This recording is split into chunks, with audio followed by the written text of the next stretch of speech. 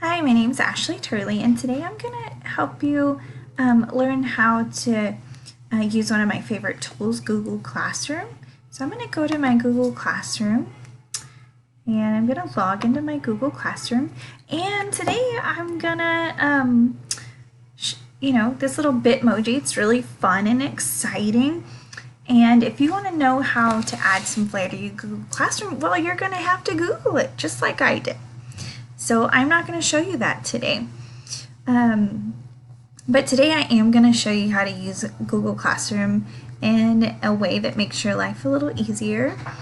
I'm going to show you how we can create assignments like quizzes, and you could also do short answers and all kinds of things. It's actually using Google Forms, and it's going to help you provide instant feedback to your students and also provide you with instant feedback for them. You're going to be able to track data using the Google form, and my favorite part about this is that you can promote differentiation with this. So I hope you find this tool very useful. So once you're in your Google Classroom, you're going to go to classwork right here at the top. You can see I have a few assignments I've already assigned and made. And so one of the things I love about Google Classroom is they really understand that teacher life is busy, so they want you to work smarter, not harder. So up here in this left-hand corner, there's a plus sign and create, and you're going to click that. And that's going to be our first step to creating a quiz or just a basic formative assessment. You can create an assignment, you can create a quiz assignment, you can create a question, you can post material or reuse it. So for this portion, we're going to look at this quiz assignment. So we're going to click that. You're going to notice that we need to do a title, and for this one, it could be for anything, whatever your topic is that you're doing. But for this one, let's just do Texas annexation. So I'm going to type my title in right there. You can put some instructions. Make it short and sweet because the students are going to be very eager just to click it once it's assigned to them. So I might put, please take this short quiz after reading week 20 statehood or national dependence in studies weekly. That's a curriculum. And I'm going to assign it worth 100 points. And I can set my due date. So let's just say I plan on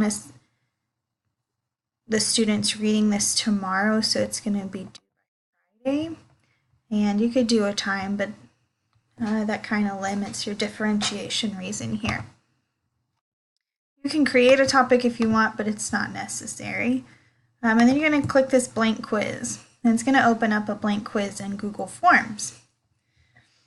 You'll notice right here that it's not named, and remember we named our topic in our classroom, and it should say the same thing here. And already we can also put right here, follow to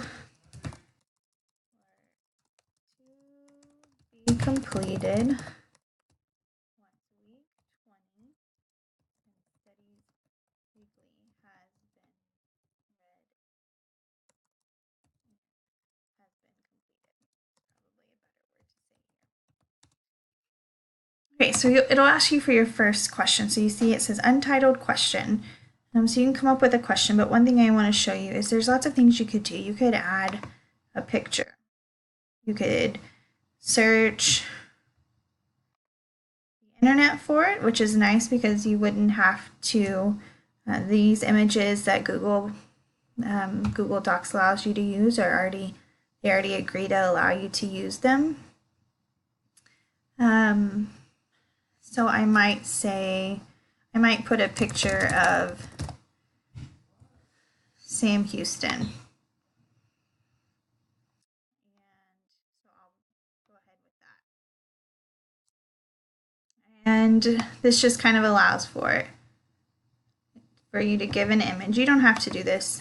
And then again, here's another thing. You could make it short answer. They could tell you about Sam Houston so that you can monitor if they really understand who he is and what he did for Texas annexation. You could have them write an essay if you wanted to spend that time. You could do multiple choice, which is the easiest thing to give really quick feedback, and you could do drop down to help guide it. So I'm going to go with multiple choice, and my option 1, well, you see I didn't do my question. So my question was, who was the first president of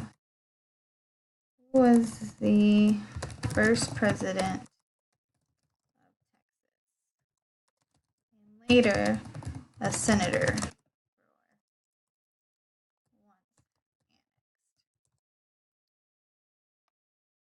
that answer is of course going to be Sam Houston, as it has suggested. But you can go in here and you can write, I like to make sure that they're reading. I can make this really easy, and I could put, you know, Sam Austin, which some might get, or you could put Abraham Lincoln, which is an obviously wrong answer. And then go in here and then put Sam Houston. And then maybe I'm gonna see if they're really paying attention, and I'll put Anson Jones, because Anson Jones was the last president. And then I'm going to click answer key right here. I'm going to assign it worth 20 points because I only plan on doing 5 questions for this. So you could really do this any way you wanted. You could do 1 point per question and do 10 points and make the whole thing worth 10 points. It's your quiz, so you get to do it however you want. You could do 10 points for 10 questions. I don't feel like I can pull 10 questions out of the studies weekly that we do.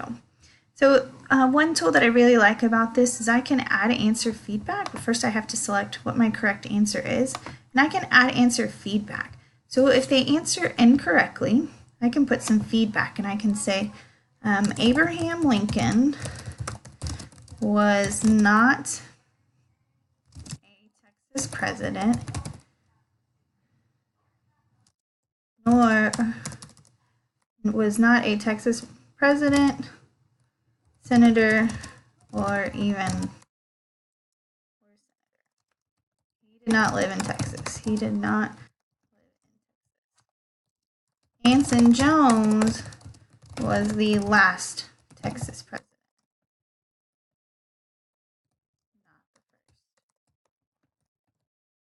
And you can come over here and you can say correct answers. Correct. Sam Houston was a monumental figure in Texas's history. Save it. So now when they answer it, they'll say, oh, okay, there it is. And you can see. So this is what your students will see when they answer incorrectly, and this is what your students will see if they answer correctly. So you'll click Edit Question again, and now you can scroll down and see it shows you right now we've only done 20 points. So now you can come down here. You're going to click right here, this plus sign in the top right corner, and you'll click Add Question. So I might do a short answer right here.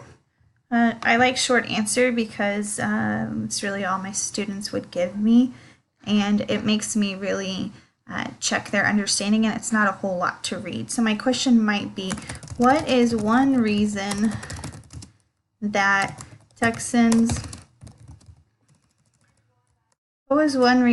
Americans did not want to annex Texas into the United States? And so I expect them to do that. So you can go over here with the answer key. There's no right answer.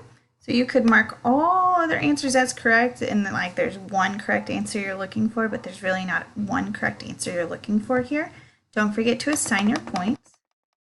So again, I'm assigning them 20 points. And you could also change this up. So maybe multiple choice, you're going to do 20 points, and maybe something that requires them to really think, you could weigh it heavier. But I'm going to add some answer feedback here. I think this is a really neat feature because I'm not there right there to monitor them.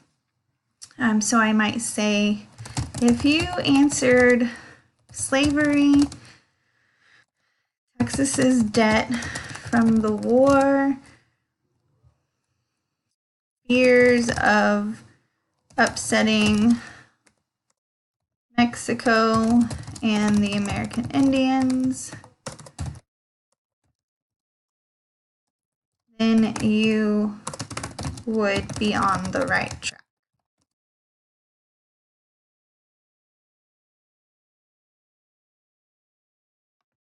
And that's how it would go. And you could continue doing that until you have added all the kinds of questions you wanted to do. You always have to go back to edit question to be able to add a new question. And you can add a video, so you could make them watch something really quick and then refer back to it. So let's see.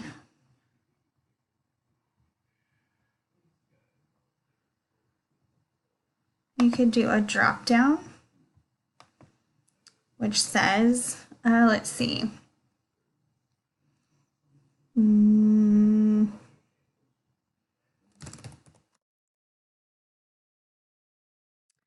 Who was the person that wrote in favor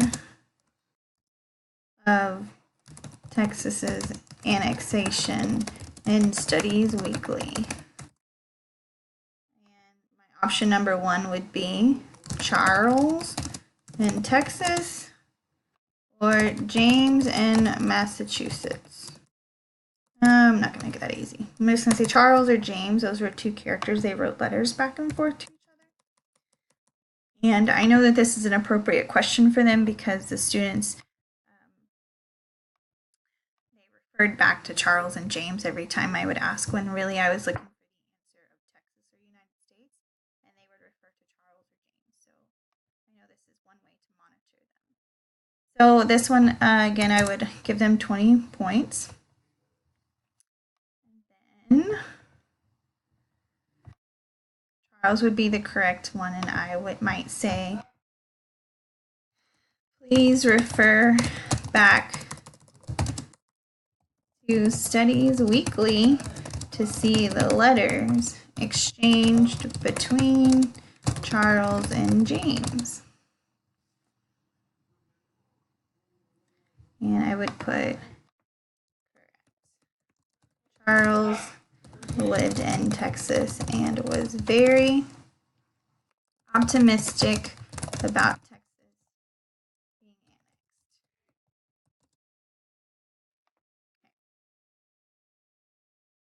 So I could go on and on with this. But we're gonna be done with this. Okay. So we are finished with this, and it's in my drive.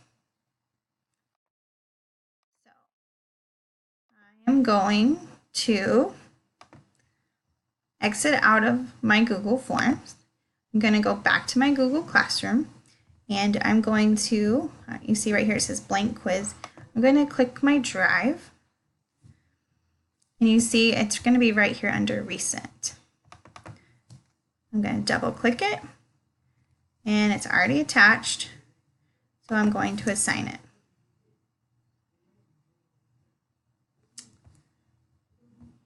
And you can see right here that I posted a new assignment for Texas annexation. So when my students come in the next day and they open it and they see my wonderful Bitmoji that I know you want to do, so Google that, they will see that that's been assigned. And it's just really useful because it does support differentiation. You could use this in so many ways. This could be part of a routine that you set in place for social studies, or Google Classroom is used across the curriculum. but they could